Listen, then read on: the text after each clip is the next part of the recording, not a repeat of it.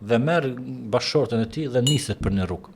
Kur niset, kalojnë pranë luginës tua, që e përmend Allahu dhe në Kur'an. Aty kur afrohen me familjen e tij, sheh një flak të madh dikun, edhe thot familjes rini ju këtu, unë veç ta shoh çka është puna e flakës.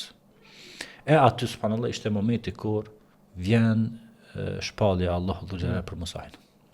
Zjarri dhe flaka ishin vetëm shenje për t'u afruar Musa'it sa deri në atë vend, në luginën tua, ku vetëm ai do të ishte prezant. Sepse do të merrte fjalët nga Allahu dhe xhelal se Allah e ka përzgjedhur që të pejgamberi i Zotit.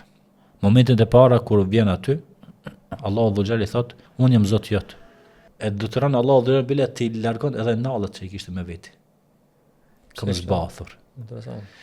Thuhet se ndoshta nallët e tija nuk kanë qenë të pastërta.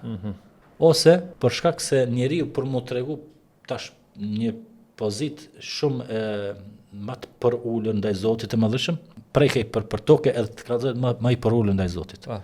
Dhe aty i vinë shpalljet. Aty i vjen kontakti parë me Allahun dhe xhelal. Për çatë edhe Musa i quhet Kelimullah. Kush është Kelimullah? Është njëri personi Musa të cilit i ka fol Allahu dhe xhelal në formë direkte.